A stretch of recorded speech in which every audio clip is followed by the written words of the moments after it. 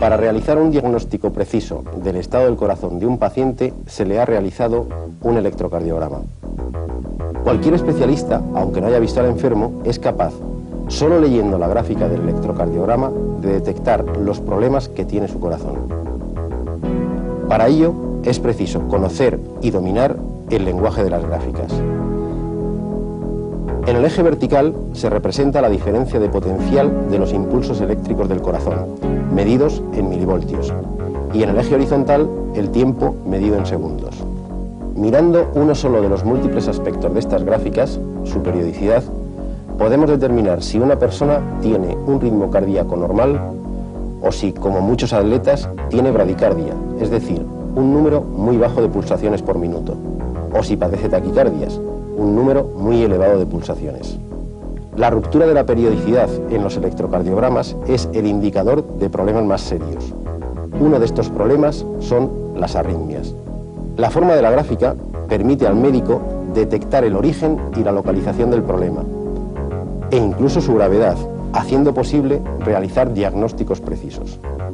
Las gráficas, en este caso, contribuyen a salvar muchas vidas.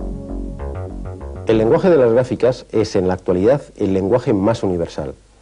Si echamos una ojeada a distintos periódicos de diversos países, encontraremos en todos ellos gráficas similares que nos informan de los temas más dispares. Incluso sin conocer el idioma en el que se da la información, cuando nos encontramos ante una gráfica no nos resulta complicado descifrar su mensaje. Las gráficas no se utilizan solo en matemáticas, las encontramos en campos tan poco afines como la economía, la sociología, la medicina, la física, la política y hasta en el deporte. ¿A qué se debe esta proliferación? Ante todo, una gráfica es capaz de ofrecer un gran volumen de información, tanto numérica como cualitativa, de una manera global, es decir, de un simple vistazo. Veamos esta pirámide de población de nuestro país. Utilizando muy pocos números, podemos extraer una gran cantidad de información sobre las características de la población española. En primer lugar, se observa, mirando la parte inferior de la gráfica, una fuerte caída de la tasa de natalidad en las últimas 2 décadas. Si miramos la parte superior, veremos que las mujeres españolas viven más años que los hombres. También podemos observar un descenso de la población entre 55 y 65 años achacable a la disminución de la natalidad durante la Guerra Civil. Esta otra pirámide representaría la población del año 2020 si se mantienen las tendencias actuales.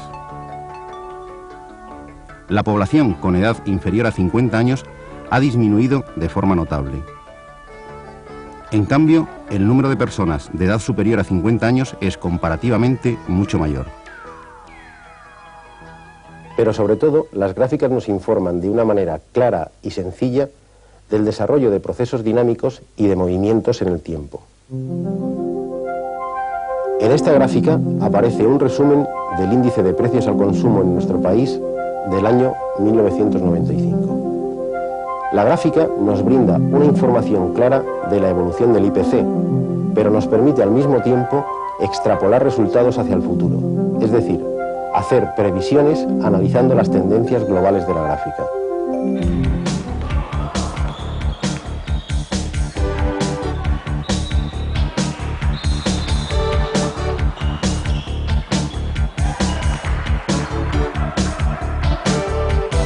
Esta otra gráfica nos cuenta de manera resumida, pero fiel, la historia de un partido de baloncesto.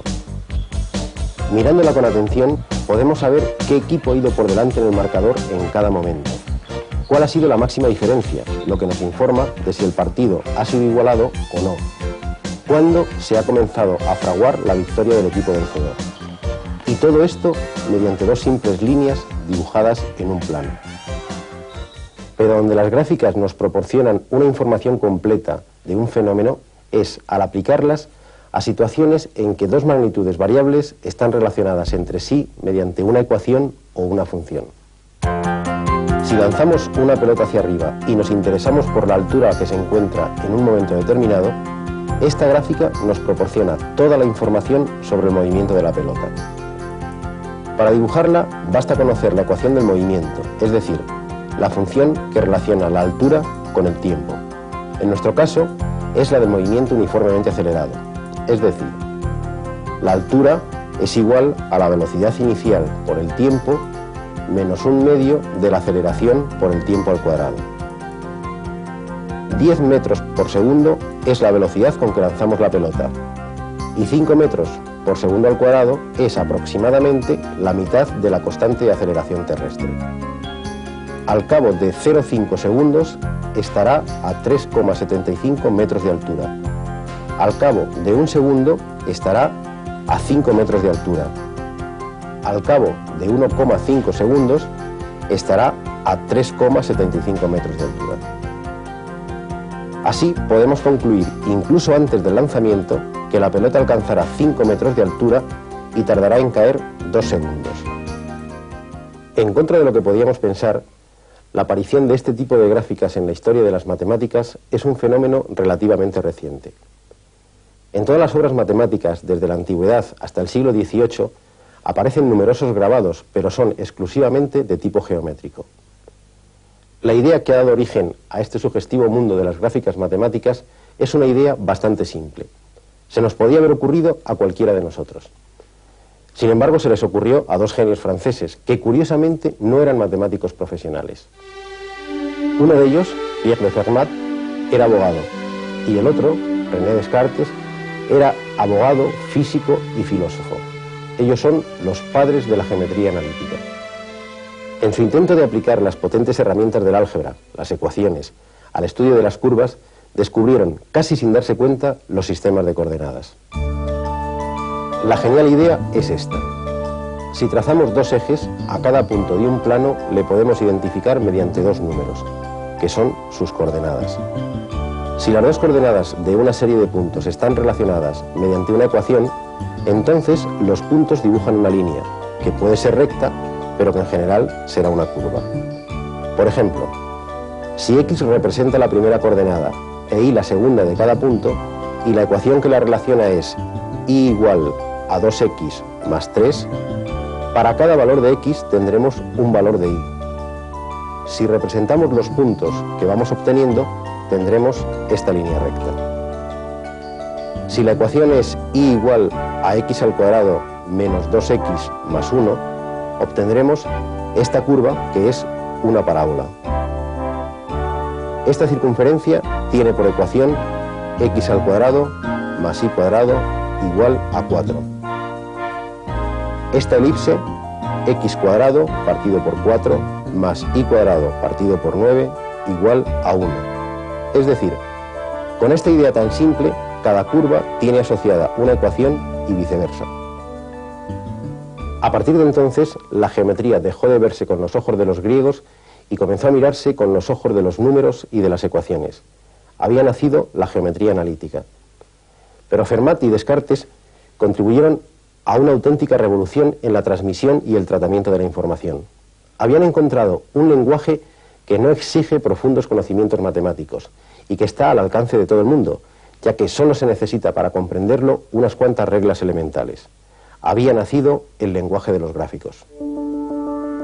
Por aquellas ironías de la historia, es otra vez alguien no relacionado con el mundo de las matemáticas quien va a inventar los gráficos más universales, los gráficos estadísticos. El escocés William Playfair era cualquier cosa menos un matemático. Su actividad principal estaba relacionada con el comercio. A finales del siglo XVIII, él mismo escribe: «Cada noche, cuando regreso a mi casa, coloco mis coronas una sobre otra, formando pequeños cilindros. Al final de la semana, observando estos cilindros, puedo decir a simple vista qué día he ganado más». Había inventado estos gráficos que tanto proliferan en periódicos, revistas e informes de las actividades más dispares, los gráficos estadísticos. Decididamente, los cimientos del lenguaje de los gráficos, del lenguaje más extendido en la actualidad, son sorprendentemente simples. Hoy en día estamos bombardeados por informaciones gráficas. Parece que la humanidad quiera recuperar el tiempo perdido por no haber utilizado esta herramienta matemática. Se nos pretende informar de todo a través de las gráficas. Sus ventajas son incuestionables. Son claras, dan información de un solo vistazo, informan de todo el proceso y no solamente de los momentos puntuales, Pero, ¿realmente son siempre fiables estas informaciones a través de las gráficas?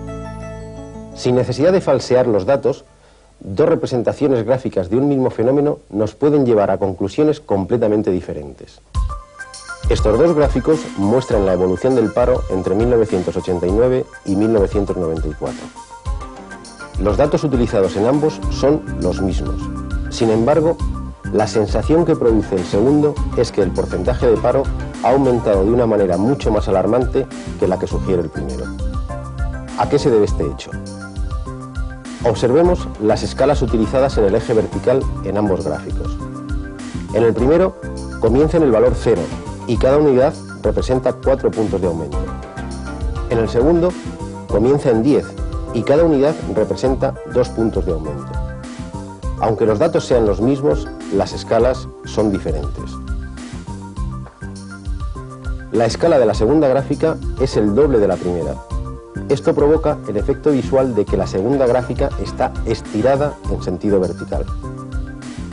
La idea del crecimiento del paro nos lo proporciona la mayor o menor inclinación de los segmentos de la gráfica, su pendiente.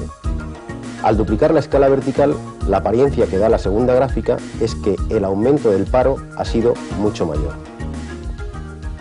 Como han podido comprobar en este ejemplo, a pesar de la apariencia de neutralidad y de objetividad del lenguaje de las gráficas, conviene estar atentos y prevenidos. A partir de ahora, cada vez que se encuentren con informaciones presentadas en forma de gráficas, además de admirarse por la potencia de este exótico lenguaje matemático, comprueben una serie de detalles. ¿Qué se representa en cada eje? ¿Qué unidades se utilizan? ¿Cuál es el primer valor del eje vertical? ¿Qué escala se ha utilizado? Así, no solo estará bien informado, sino que se evitará alguna que otra interpretación sesgada o errónea. Ya saben, una buena visión matemática contribuye al desarrollo del espíritu crítico, o al menos hace más difícil los intentos de manipulación en la información.